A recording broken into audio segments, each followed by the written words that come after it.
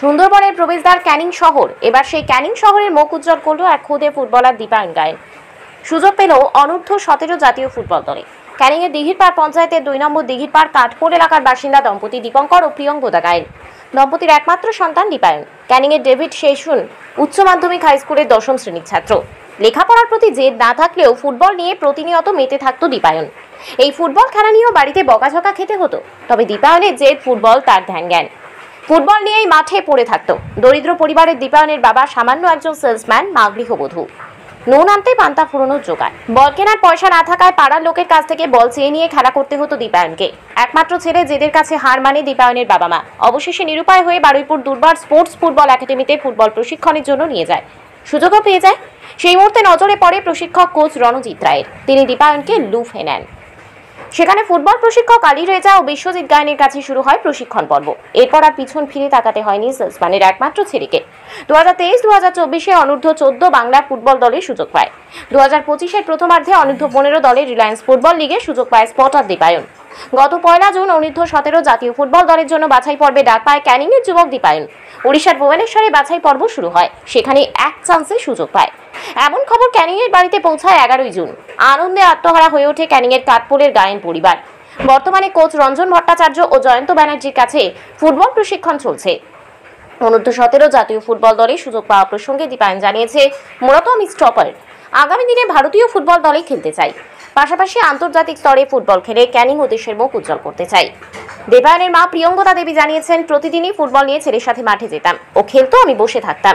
2023-এ আন্তর্জাতিক ডানা কাপ খেলার জন্য ডেনমার্কে ডাক পেয়েছিল।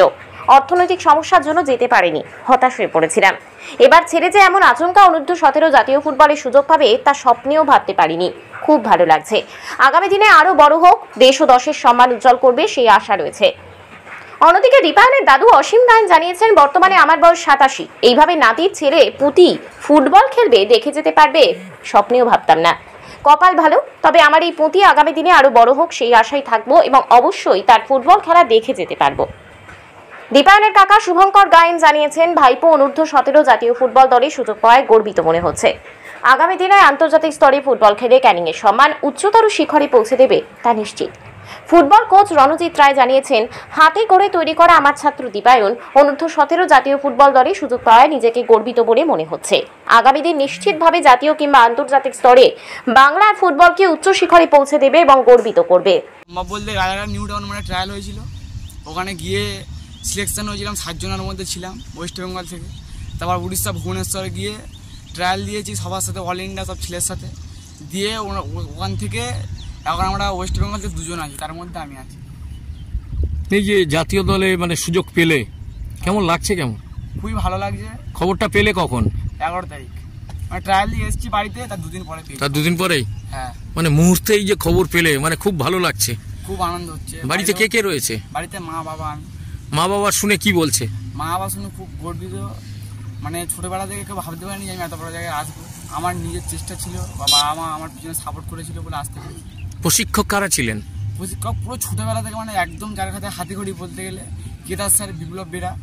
তারপরে দুর্বার স্পোর্টস একাডেমিতে গেছি, আলী স্যার ছিল, বিশ্বজিৎ স্যার ছিল, পিটে স্যার ছিল। তারপর ওখান থেকে বেঙ্গল খেললাম, বেঙ্গল থেকে এসে আডামাস ইউনাইটেডে আছি এখন। ওখানে রঞ্জন স্যার আছে, Jayanta sir, Debashis sir, Sadguru sir, ওনারা আজ গাইড করেন আমাকে। মানে প্রত্যেকের গাইডে আজকের এই জায়গাটা এসছে। ভালোই তো লাগছে, গর্বের বিষয়। আমি বলতে চাই ফুটবলের পাশাপাশি একজন ভালো মানুষ হোক, সেটাই আগে চাই। তারপরে ও দেশের নাম উজ্জ্বল করুক, ক্লাবের নাম উজ্জ্বল করুক। আর স্যারেদের অবদান ছাড়াও কিছুই না। ওর নিজের যতটা মানে চাহিদা, তার থেকে স্যারেদের চাহিদা প্রচুর ছিল। ওর মধ্যে কি আছে স্যারেরা সেগুলো বের করে নেওয়ার চেষ্টা করতো। ওই নাতির ছেলে পুতি। নাতির ছেলে পুতি এই যে জাতীয় স্তরে যে ফুটবলে সুযোগ পেলো, কেমন লাগছে? কেমন ভালো লাগছে এখন শুনে। এই যে পুতি আজকের ফুটবল খেলবে, কি চাইছেন? ওর সাফল্য কি চাইছেন? সাফল্য আরো বড় হোক, আরো খেলুক, ভালো জায়গা যাক। মানে আপনিও কি স্বপ্নে ভাবতে পেরেছিলেন যে আপনি এই বয়সে এই পুতিকে এরকম জাতীয় দলে খেলা দেখে যেতে পারবেন? না না, এটা ভাবিনি। এখন দেখছি মানে কপালে আছে, আমি দেখে যাচ্ছি। আমার ভাইপো হয়। এই যে ভাইপো মানে সুযোগ পেলো, কেমন লাগছে? কেমন? খুবই আনন্দের বিষয়। শুধু আমার কেন, গ্রামের সবাই খুশি তাতে। গ্রামে গর্ব যে আমাদের এলাকা থেকে এরকম একটা জায়গায় যেতে পারবে কেউ ভাবতে পারেনি। মানে এটা স্বপ্নেও ছিল না। ছিল না। মানে এই যে ভাইপো জাতীয় দলে খেলবে, আগামী দিনে কি চাইছেন কি? চাইছি ও জাতীয় দলে খেলুক, জাতীয় দলে ভালো করুক, আমাদের দেশের মুখ উজ্জ্বল করুক, আন্তর্জাতিক স্তরে যাক, এটাই চাই। বয়স তো অল্প, চেষ্টা করলেই পারবে, সেই আশাটাই রাখছি ওর উপরে। জয়নগর থেকে কুতুবুদ্দিন মোল্লার রিপোর্ট, ডিএন নিউজ বাংলা।